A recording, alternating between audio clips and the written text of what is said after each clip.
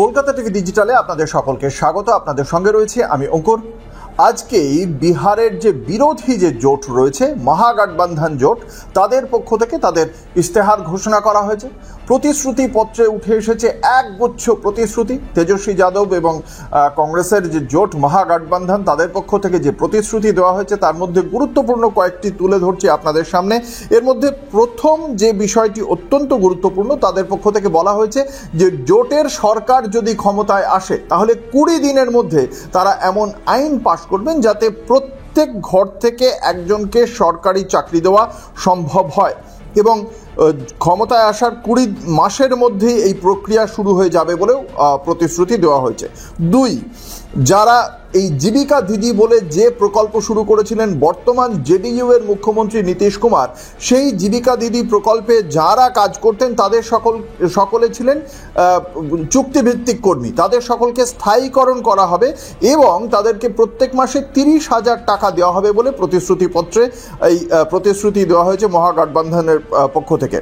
তার পাশাপাশি মাই বহিন মান যোজনা, এই মাই বহিন মান যোজনা অনেকটা আমাদের লক্ষ্মীর ভাণ্ডারের মতো, এতে প্রতি মাসে 2,500 টাকা করে দেওয়া হবে। তার পাশাপাশি প্রবীণ এবং বিধবাদের জন্যও 1,500 টাকা মাসিক দেওয়ার কথা ঘোষণা করা হয়েছে।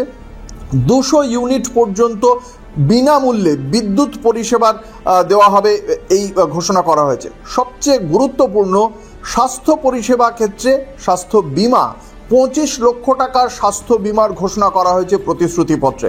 এর পাশাপাশি তারা যে সংরক্ষণ এই মুহূর্তে রয়েছে 50%, সেই 50% থেকে 60% যাতে নিয়ে যাওয়া যায় তার জন্য যা যা করণীয় সেই প্রত্যেকটি পদক্ষেপ করবে এই মহাগঠবন্ধন সরকার, এমনই প্রতিশ্রুতি রয়েছে। তাছাড়া রয়েছে যারা বিশেষভাবে সক্ষম তাদের জন্য ভাতা, তাদের জন্য প্রতিশ্রুতি, আরও একগুচ্ছ প্রতিশ্রুতি রয়েছে।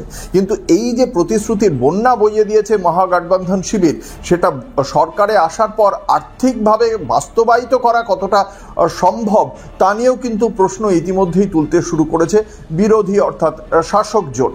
শেষ পর্যন্ত কি হয় সেটা তো পরবর্তী বিষয়, কিন্তু এই যে প্রতিশ্রুতিপত্র তা কিন্তু এই মুহূর্তে মানুষের অবশ্যই দৃষ্টি আকর্ষণ করছে। দেখা যাক এই প্রতিশ্রুতিপত্রে বিহারের মানুষের মন ভেজে কিনা, তার জন্য অপেক্ষা করতে হবে 14 নভেম্বর পর্যন্ত। দেখতে থাকুন কলকাতা টিভি ও কলকাতা টিভি ডিজিটাল, রাত দিন 7 দিন।